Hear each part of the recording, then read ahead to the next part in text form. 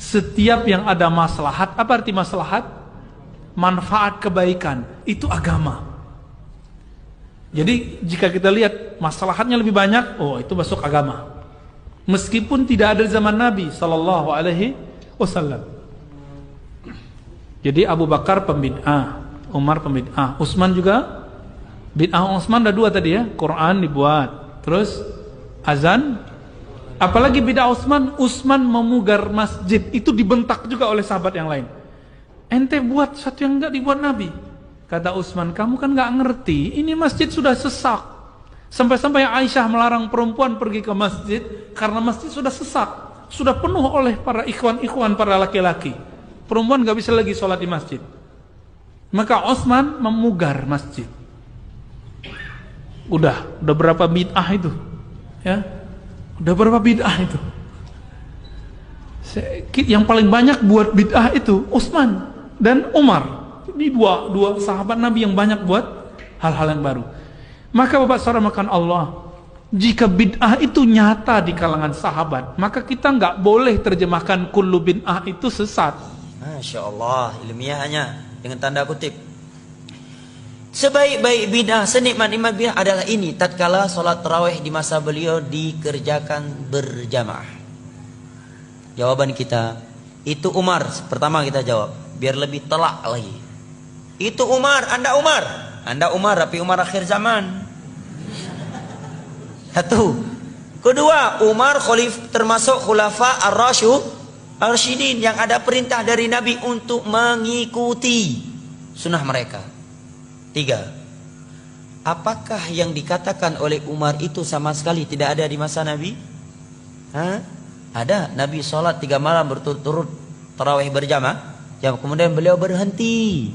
Beliau berhenti melakukannya karena khawatir akan diwajibkan kepada umat ini. Sekarang maulid, ada Umar katakan maulid nikmatul bidah hadhihi, sebaik-baik bidah adalah ini. Ada Nabi dan para sahabat di masa itu melakukan maulid walaupun cuma 2-3 kali, kemudian setelah itu kita kerjakan setiap tahun? Nggak ada. Jauh sekali kiasnya. Jelas ya? Kemudian ada yang membawa dalil juga, lah Utsman bin Affan itu mengumpulkan Al-Quran 30 juz, masa Nabi kan belum ada. Berarti nggak mesti setiap bidah yang nggak ada di masa Nabi kalau kita lakukan bidah katanya. Jawabannya itu Utsman Pak, Anda Utsman bukan, walaupun nama bapak Utsman tapi Utsman akhir zaman. Kedua, Utsman khulafa ar-rasyidun yang ada perintah khusus dari Nabi untuk mengikuti sunnah mereka. Ketiga, perbuatan Utsman tersebut disaksikan oleh seluruh para sahabat Nabi dan seluruh kaum muslimin di masa itu dan tidak ada yang mengingkarinya, semuanya sepakat. Itulah yang disebut dengan al-ijma' al-muntabit al-qat'i, yang wajib diikuti dan tidak boleh diselisihi. Bidah yang Anda lakukan ini ijma' enggak. Jangankan tingkat internasional, tingkat daerah aja enggak ijma'. Ya kan? Ya, jangankan tingkat internasional, tingkat daerah aja, tingkat kecamatan enggak ijma'. Gimana mau diikuti? Keempat, Utsman bin Affan melakukan hal tersebut ini bentuk merealisasikan keumuman firman Allah, inna alaina jam'ahu wa qur'ana. Kelima, di masa Nabi sudah ada pengumpulan Al-Quran. Beliau mencontohi itu, hanya saya pengumpulan Al-Quran di masa Nabi tidak sempurna 30 juz dalam sebuah mushaf.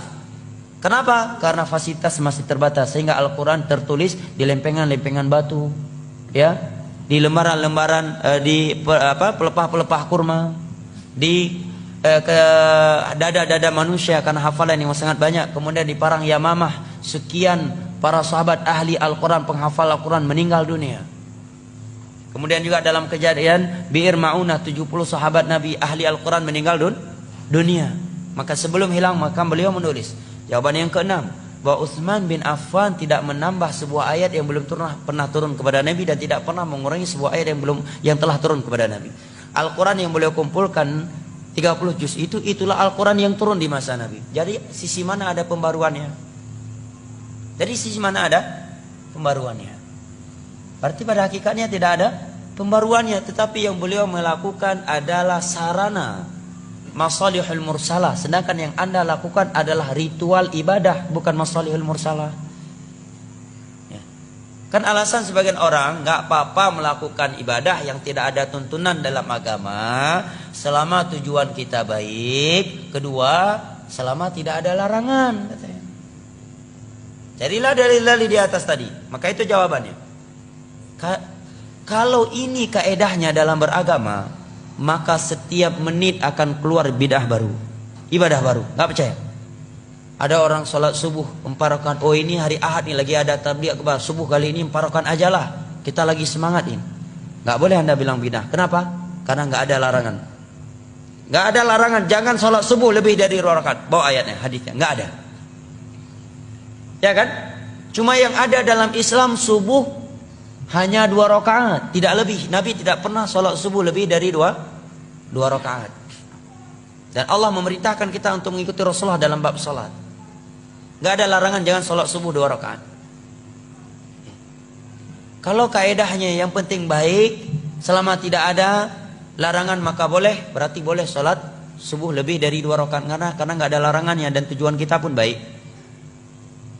Datang satu orang lagi mau masuk rumah baru, tahiyatul rumah dululah 2 rakaat.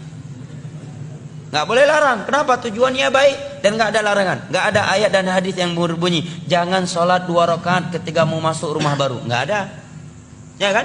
Yang satu lagi baru beli fortune baru, ada tahiyatul fortune dulu 2 rakaat lah.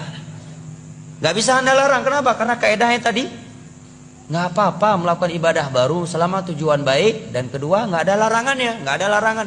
Jangan sholat. Ada dalam surah Al-Baqarah jangan sholat 2 rakaat ketika mau naik fortune baru. Nggak ada.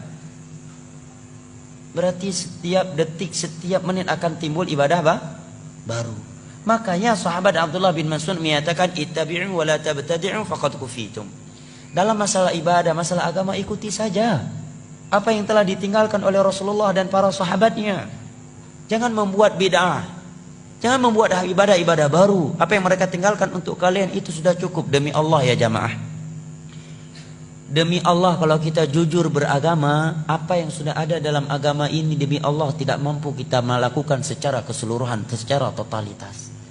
Yang sudah ada saja kita tidak mampu melaksanakannya secara sempurna, untuk apa melakukan sesuatu yang tidak ada, yang tidak dianjurkan.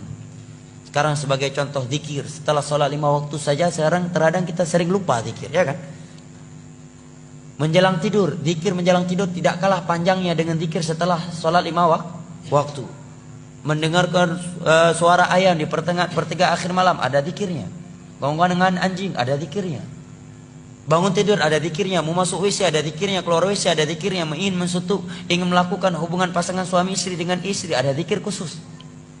Melihat buah-buahan telah matang, ada zikir khusus. Datang angin, topan dan semisal dengannya, ada zikir khusus. Suara petir, ada zikir khusus. Sekian zikir. Ini saja 24 jam ini penuh dengan ibadah zikir. Itu saja udah nggak mampu kita lakukan. Itu apa mengada-adakan yang tidak ada.